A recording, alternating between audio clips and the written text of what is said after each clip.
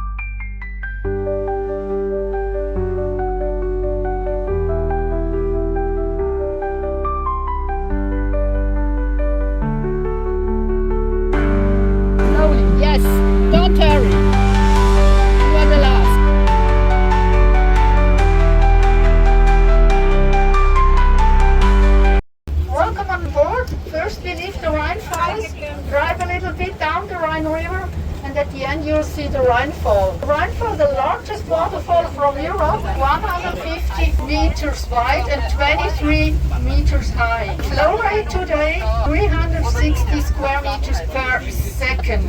The water temperature only 16 degrees. Left hand side Germany, left hand side Switzerland. We are in Germany. Yes. This side Switzerland, this side Germany. I think more or less in the middle now. Huh? Now, this Yes. That's the border stone. Now you can see it.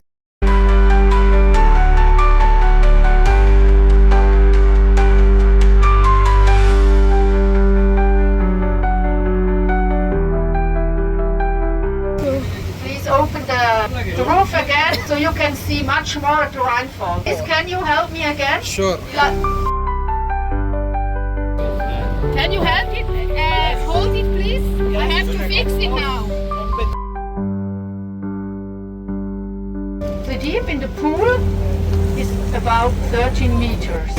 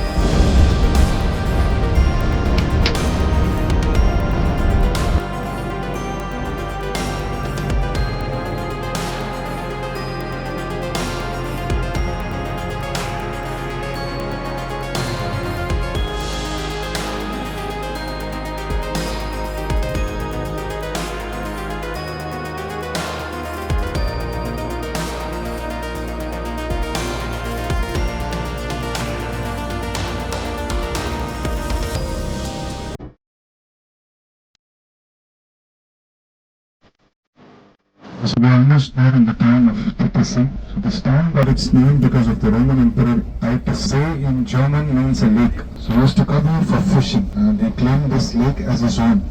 So previously it was known as Titisee and later on it's called as Titisee. The overall population over here is about 2,000 people living inside the town. There's also a lake named as Lake Titisee, which is a 2-kilometer long lake. But for now, once when we get off the parking, we all walk together. First we'll go to the demonstration.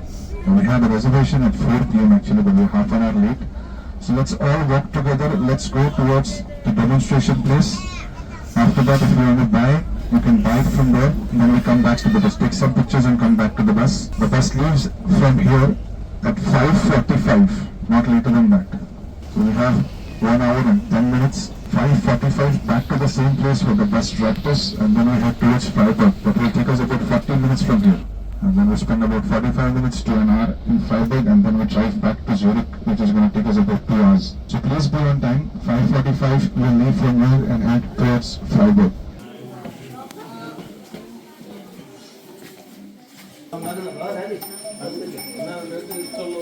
People are inside.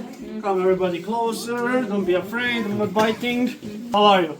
Good. Good. Having a nice holidays. Enjoying yourself? Yes. Let's do the demonstration. Hello everyone. Welcome to the Black Forest. My name is Josip and I'm going to tell you how many cool blocks over here and explain you about the history of them. So let's start with the history first. And here I have the very first clock that was made here before the cool clocks, and its name is known as a wooden beam. Second generation, and these ones are known as the clocks with a painted face. You can see why. They have a painted front, it is hand painted, and what's new with these clocks after this one here? Accurately like with the modern clocks today. So now we have a minute hand also. And now we come to the third and final generation and very first clocks with the carvings. And this is especially known as a train station clock because it was mostly found around train stations in Germany in the 1860s. And it's also one of the first clocks to introduce the cuckoo bird. So let me show you. Every half an hour, cuckoo bird comes out one time. It means it's a half an hour. And on the hour, it's gonna count the time. So now it's 5 o'clock. Now let me tell you about the clock making. For the making of the clock, we use this wood. It needs to be dried up to 4 years before we can carve it. After it dried up, we put the stencil over the wood like this. The hand carvings, we have a decoration like this. We will eventually fit on the clock. First, we need to put up a simple house. Then, we do the front decoration like this here. And we have a house ready for the clock. Something inside to move the clock. And for that, we have 4 different types of the mechanism with 4 different movements. You can see over here, we connect the music box on it. We have some movements also on the clock. It's much more interesting. Daily, big weights, weekly. That's how you can tell them apart. Bird inside, we need something to imitate the sound. For that, we have these bellows over here. And these bellows were made before with the goat skin, but it was not very durable. It was drying up and tearing up very quickly. So today they make it with a combination of cotton and nylon. So we push the air out of these bellows. We have opening on the side. Air comes in and out, creating the sound. So we have 2 different tones. And we put them together. And we have small ones, or the baby cuckoos, how we call them. Cute! Music, for that we have this music box inside. And this music box is the only part of the clock that is not made in Germany. This is made in Switzerland. For you now, can you hear it? Not very loud. No. What happens if you put it in a wooden house like this one over here? Much better. That is because wood will amplify the sound. It vibrates and resonates inside. We can say it's like an acoustic guitar. That's why we can say this. We have battery operated clocks, and this is how they look inside. Thank you everybody, and enjoy the Black Forest. Thank you. You're welcome.